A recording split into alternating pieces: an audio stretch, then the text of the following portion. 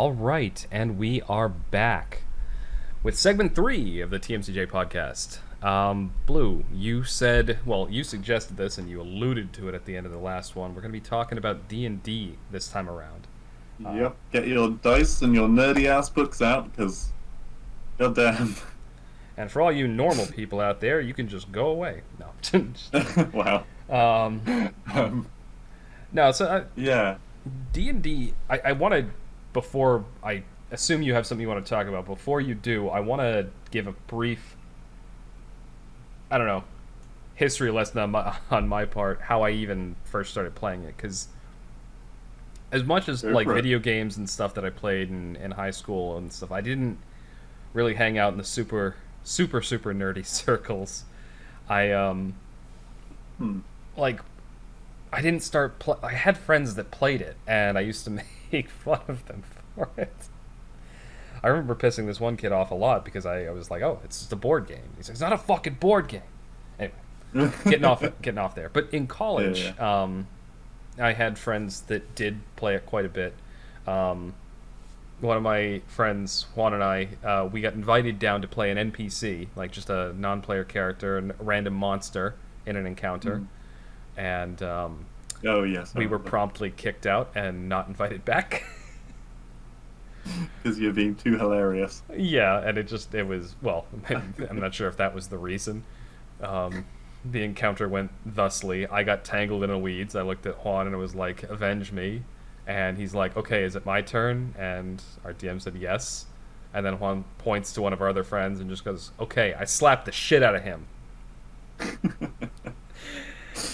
Yep. That was the end of it. Um, But later, that same group actually, I ended up being quite good friends with, and we hmm. ended up actually playing games near our senior year of college. Uh, Ended up being a lot of fun. I enjoyed it. I enjoyed the gameplay mostly, but I've recently gotten more into the actual role playing aspect of it, like actually playing a Yeah. character. Um, So I've always been more the RP side of it, and I feel like that question, that answer is actually kind of loaded because a lot of people have strong opinions on RP. RP Um, meaning role play, by the way. yes, sorry. It's okay. My introduction to D&D. My father was a big fan of D&D growing up. He played it in school many years ago. In fact, I have one of his old school books where he jotted down like an entire adventure bit, basically in this book, all in like pencil, very neatly drawn out things, and that's just like it's incredible to me because growing up, I didn't really. It's a side of my dad that I hadn't seen before. Hmm. And don't get me wrong, he always talked about D&D, and we actually got the board game, and I found that a lot of fun. With the board game, it was a lot less RP and a lot more just action because there were specific rules to follow. But it was a lot less complex than the kind of D&D that we play these days, which requires a lot more research, and normally more people as well. So yes, there's a very big difference between the way that you DM or dungeon master and I dungeon master, because I mean, you depending really. on the group of players, go on. Wait, I feel like we need to describe that term because a lot of people who are listening to this aren't going to have like maybe the firmest grasp on what like D&D actually entails. This is true. So, Dungeon Master, the person is essentially, if you were talking about a video game, they're essentially the computer. They're the people who are controlling all of the people in the game that your characters are going to interact with. They're the people who keep track of the maps and where things are, who kind of, if not completely plan out what's on the map, then they know where everything is and can kind of keep an eye on where enemies are moving, where allies are moving, where things are located, how difficult it is to accomplish a task and moderate things happening between the players. Um, yeah, just figured that little background might have been necessary, but go on. You Yeah, talking about the differences in how people DM. yeah. So you get these very very strict D&D games where everyone has played like 3 games of D&D and before. And by the way, 3 games is a lot. All right, depending on how long they were, that can be like many years worth of playing. Um, where people know exactly what they're going to spec into when they level up. They know how best to deal with certain monstrosities. And so quite often those groups follow very strict rules, and they follow them to a T without deviating. And I think that makes the game kind of a bit two-dimensional because there's no creativity in following a set of rules. I like my players if they want to do something batshit crazy, like say they're fighting a giant frog. If they just want to go up and hit it with an axe, that's fine. They can do that. I will reward them if they go, okay, this frog is, I don't know, is hates sand or something, and if they try and come up with some crazy mechanism to like dump several pounds worth of sand on top of this creature, then I'll be like, holy shit, that's really cool. And it's very creative. I'm going to give you the damage that you would have done, plus a little bit more, because now the thing is covered in sand. Maybe it's weighted down, maybe it's stunned. The more creative they get, often the more difficult it is for them to pull off. But if they do pull it off, very cool. That really is going back to what I was saying about what it actually means to be in that DM role. DM, I don't know if I said this, stands for Dungeon Master. Um, what it means to be in that role is essentially you're not only moderating the world and making sure that the rules and things happen, but it's your responsibility too to make sure that it's actually a vibrant, interesting, and rewarding world for the players. If the players act cleverly, they should be rewarded for that. And you got to find ways to do that without. Honestly, being a DM it sounds a lot like being like a responsible parent in a lot of ways. You can't spoil your kids. You gotta like give them a little bit. Reward them Mm. when they do stuff good, punish them when they do stuff bad, but don't go overboard in either regard. Um, I'm thinking, but you're right. Creative play. I'm thinking of examples in our friend Jesse, who DMs the group that I play in on every Tuesday. He had there was a time, the campaign we're in, there's a zombie dinosaur, right? We find a dead dinosaur body. My character Yeah. is immune to disease, and so I'm like, I'm not afraid of this thing. We see something glowing in its stomach, and so I crawl in there to try and find it. At which point the thing starts moving. It's a zombie. It gets up, and Yeah. he at first he's like, all right, you got to roll something to try to get out of it or to try to stay up inside it. And I was like, no. I was like, what if I don't want to do that? I want to crawl into the dinosaur, and I don't want to try to like keep my balance. I want to try to lose my balance and like curl up into a ball because I'm like this heavily armored dude. So I basically was thinking, I want to be a pinball inside of this dinosaur.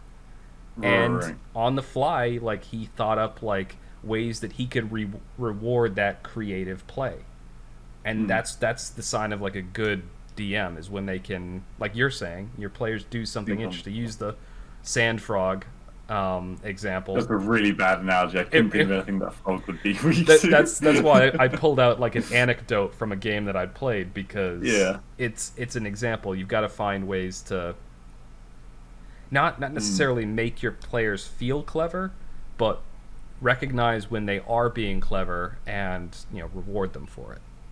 Yeah, and sometimes punish them equally for it. Well, right, yeah. When they do something absolutely retarded, you've got to kind of go like, okay, come on. I think I told you about this, but recently I set my party up against an undead character, Hmm.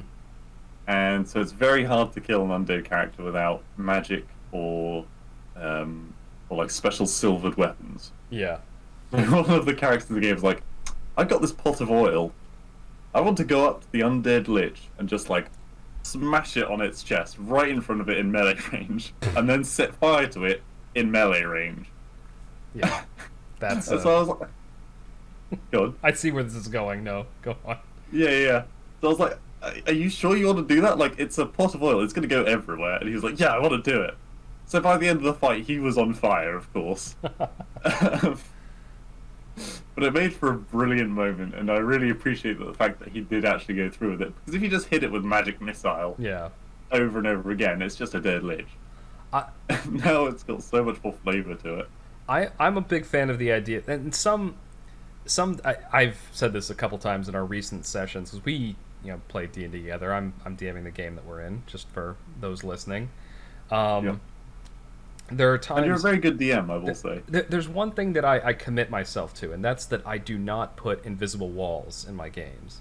Like, No. there's never anything that I will say a player absolutely cannot do unless it's something that's physically impossible.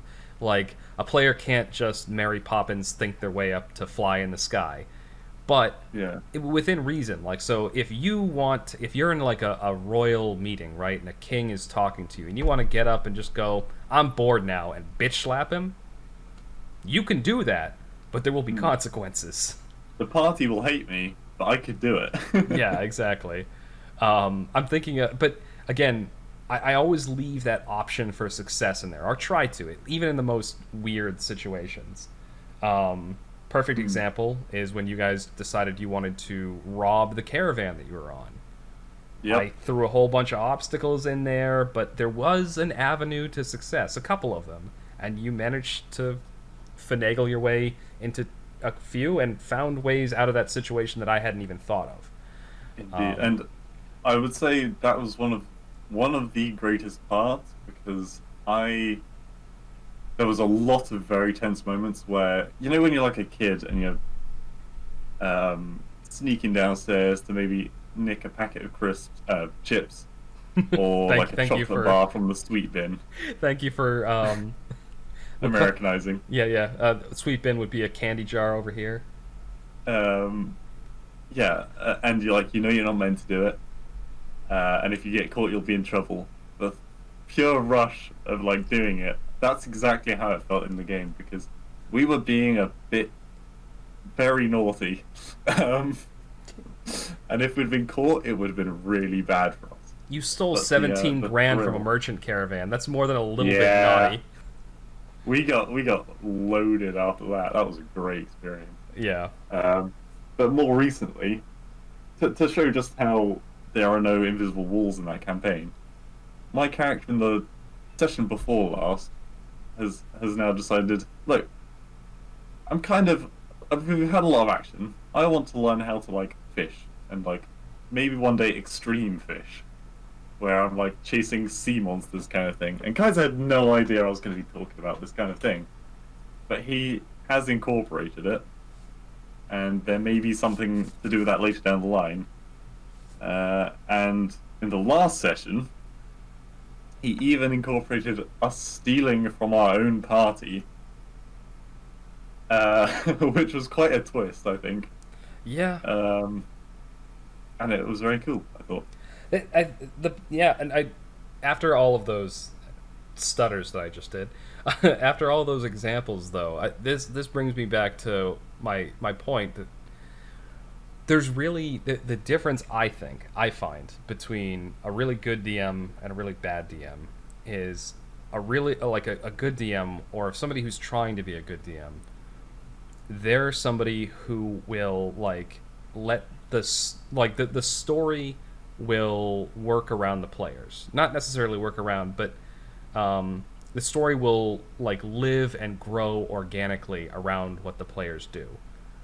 A bad DM has a story in mind and will try to force the players into that story. The story stays the same shape and they try to squeeze the players into that shape. Yeah, it's not meant to be a linear path like a game. Like if the games industry had unlimited budget and time, Yeah. they would have like these vast, very complex games where you can take a path and it can lead you on a completely different story if you'd gone a different way. That's And the dream of video games, though, is to have Exactly. someone where you can actually get to the same level as what you get in a D&D campaign. Yeah. there's a certain level of like you have to have some imagination to play this sort of game. You have to have some ability to kind of Oh, very. picture things because very But I very think lo-fi. also, even if you don't have imagination, after playing a few games, I feel like it's something that kind of helps. Helps Um, maybe helps yeah, build imagination. Yeah. I know when I was going through when I was in school, uh, and there was the kind of idea that if you did drama, it would build your confidence Yeah. for like speaking and things. And whilst I don't really know many people where it actually helped them that much in that respect. Well, maybe it did. I don't know. Yeah. I feel like this is the same kind of thing, except it's a lot less of a significant life change. Like we do this once a week for a few hours, Yeah. um, and I really do feel like it's helped me socially. Well, I I've said this to you as well. Like, maybe not socially. You already know me, and we've mentioned this before. I'll talk to anybody. Oh yeah, you're a But nightmare. but that's always been the thing. But what it has helped me with is when I'm doing like for work, when I'm working on a project and I have like teams of people who are trying to do something, and I need to get a thought across clearly, concisely, and Hmm. like in a well enunciated way. This definitely, I don't know if it necessarily helped improve those skills, but it definitely shook the cobwebs off after being trapped inside for 6 months. Right. Yeah. Maybe it makes you think a little bit more Yeah. before speaking, kind of thing. Well, yeah, Yeah. I've definitely found myself doing that a little bit more having done this podcast. Is I talk a little bit more slowly, believe it or not, as fast as I Yeah. talk, even on this. I talk a little bit more slowly, and I think about what I'm saying. I try to organize my thoughts before I open my mouth. Go Hmm. figure.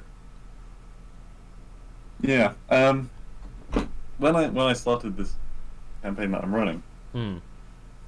not Yeah. gonna lie, I was pretty terrified because there was I'd been asked to do it by an old friend of mine, a good friend, and other than that good friend, there were going to be five other people who I'd never met before. Uh, Strangers. in the end, it went down to four people I'd never met before, and then due to anyway, Yeah, don't go into that. um, yeah, yeah, yeah. But yeah, there's these four people I've never met before, and I'm essentially when you talk about D&D, it's kind of like a guilty topic with someone you've never spoken to about before because you're always like, are they judging me because of this? I don't know, maybe. But yes, I was very nervous, but after like the first session, I'd say I was fairly fluent at talking to them. Um, go on. No, no, just when you were just describing that, it reminded me of. This is going to sound like a non sequitur, but trust me that it isn't. Okay. There used to be these little, like, funny things that would pop up in the Guitar Hero 2 and 3 loading screens. Yeah. And one of them was the a band is the dysfunctional family that you choose. And in a lot of ways, I feel like that's what most D&D player parties are like, Hmm. because they really do. If you play for long enough, they develop their own like internal dynamic. Like this character is probably going to be doing this. This character is probably going to be doing this. They become almost like a dysfunctional family to Yeah. varying degrees of dysfunction. Yeah. And there have been emotional moments for Mm. sure. Um, like some D&D campaigns don't really go into that. I know the one that we have with Kevin, Jake, and Duncan. I don't think it's particularly emotional. Well, not There normally. are dramatic moments. I'm thinking of like the parting with Professor Landy. Yeah, that was pretty sad. And anything to do with Butterbean, Yep, very emotional. yep. That's true.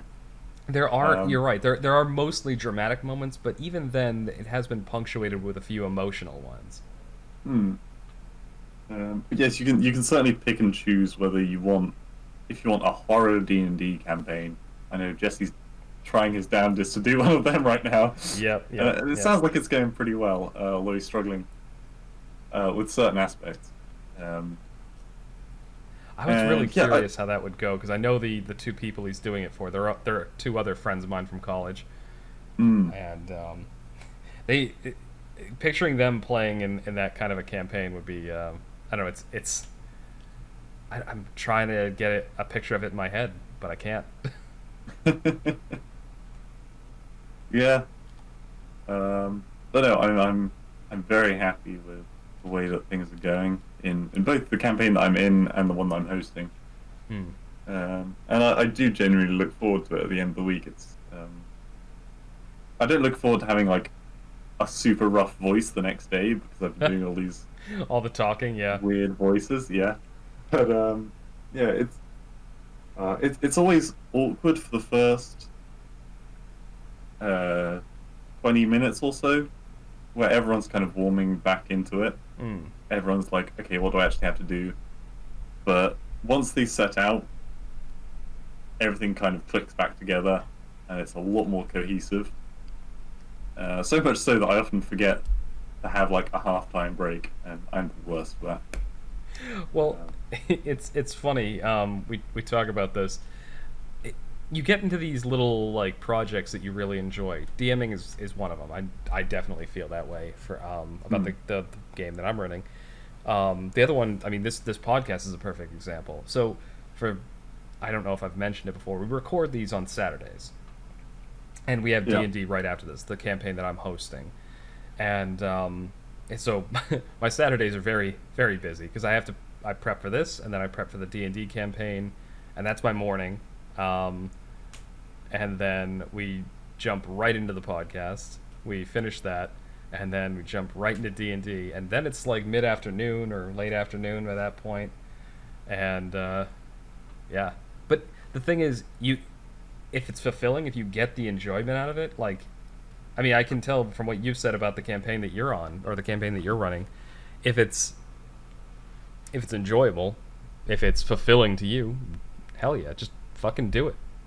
Mm, um, yeah, I think a lot of for people out there who have been thinking about doing D&D but haven't really got the drive to do it. Uh, I would say it's definitely best to start out playing it with people that you know. Don't go into a random lobby, um, Yeah. because the best things come from like an inside joke, for example. Hmm. That's certainly the way to start out, anyway. It's a great way to make on like Roll20 is a website Yeah. where people play D&D. Um, it's a good way to find friends later on. Uh, to start out, yeah, I'd recommend just a small group, maybe someone who's DM'd before, because then it's just a little bit easier to get into the flow of things sooner on. And yeah, just don't pay too much heed to rules. If you think something's um, makes sense in your head, then just go with that. Like, Yeah. don't worry about that. I know the combat at the beginning, I paid very little attention to the rules of combat because I didn't have it sussed in my head at the time. Um, so I was like, okay, I think the very first attack that someone made was not even in combat. They just were like throwing a javelin down the street, and I just kind of fudged it, and they still had to roll for it. Still had there was that chance that they would miss, but yeah, it's But that's a good point to make. Is that even like when even if you're making like house rules or like fudging things or like not quite getting things by the book, um, it's important that if you're the DM and even as the player, it's important that things are fair, like that the rules are fairly applied. I made this mistake pretty early on DMing. I tried doing a little campaign, and in my mind, I was applying things fairly. I was setting like difficulties and stuff in my head, and Apparently, like one of the players felt very much that I was kind of acting against them, like being Hmm. a Deus Ex Machina to prevent them from succeeding. Um, so it's something, but it's a two-way street. Like the nothing like people who you'll get the most enjoyment playing a game like D&D, either playing as a player or playing as a DM, if you recognize the fact that it's it's not a hard and fast set of rules. It's not a solidified edifice that has to be adhered to on either side. It's all a negotiation. Hmm.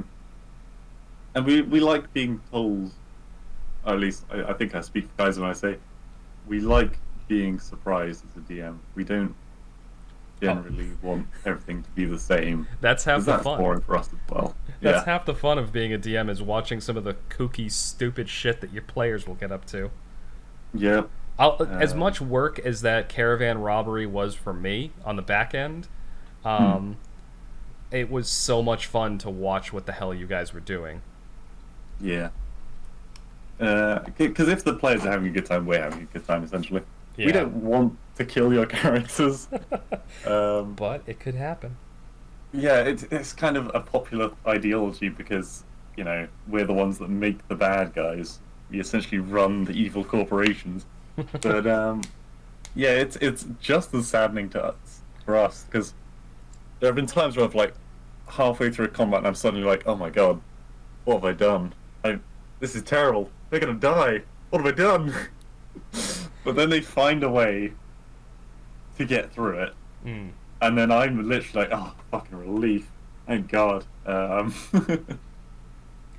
Because yeah, it's I don't All right, we're kind of like I feel like we're running up on the end of this thing here. We're know. kind of Okay, yeah. rehashing a few points over and over. So end it off strong. I want you Mm. and me to both think of your favorite D&D moment as a DM and as a player.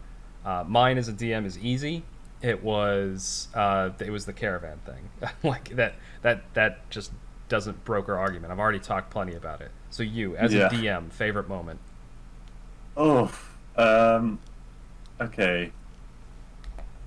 Oh God. I really got. Shit. If you don't have anything Um. right now, I can go into my favorite moment as a player because I have it prepared. Well. Okay. So I've had quite a few moments that I really love, but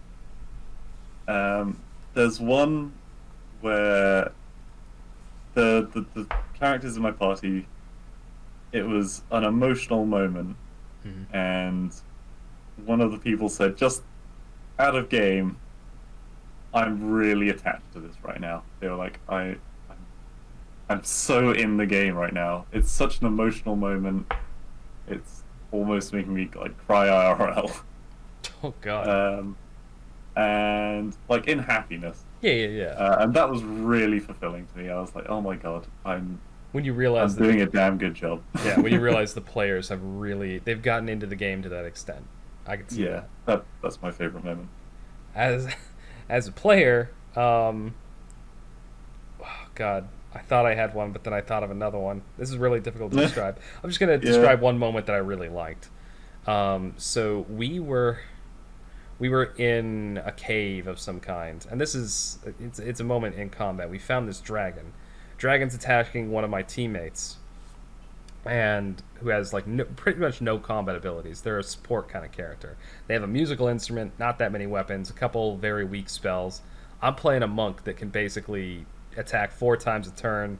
The dude is like can use fists in the same way that most people can use knives. Really powerful character. So I jump on the dragon's neck and literally ride the thing around like donkey punching it in the back of the head to get it Hmm. off like my teammate. And it drags me underwater, but the monk like doesn't need to breathe the same way because he's got this special training or whatever. So I continue to just punch the hell out of it underwater while the rest of the team is just up top trying to figure out what to do to hit this thing. Yeah.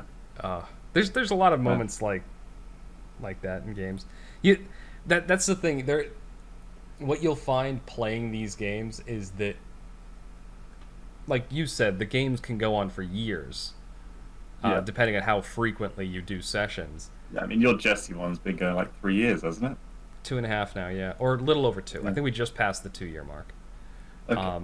Started in 2018, but we do it every Tuesday night, only for like an hour and a half. So it's, Hmm. with some weeks skipped. But you'll end up My with these like these anecdotes that are unique to that party and that game that you'll tell each other. hmm. Anyway, go on. Favorite moment as a I player. was just gonna say my favorite part in game, and I know it's kind of getting repetitive now, but during the heist segment of the campaign that you're running, I remember every day, like outside of the game. So I was like at work, and it wasn't particularly. I didn't have to do much thinking at my workplace, and so I was just going over possibility after possibility of what I could do, how I could get the most out of the scenario. I was really thinking hard about it. I wish I spent that much time thinking about my IRL, job prospects. Um, but yeah, I had so many different plans, and so I was really excited around that time. So that's got to be my favorite in-game character moments. Honestly, Was outside of the game. that adds to my experience, knowing that like it actually had you that compelled. Oh yeah. Well, we've actually. I think that's a good place to wrap it off on. Yep. Hopefully, you enjoyed that. We kind of ventured into a very specific, very niche topic this segment 3, but again, that's what segment 3 is supposed to do. It's meant to be a wild card. It's meant to be an indulgence. So hopefully you enjoyed it. But regardless, thank you for listening. If you made it this far, this is the end of the podcast altogether. Episode 9. Next week we'll be back with episode 10. Yeah. Thank you for listening. Thank you.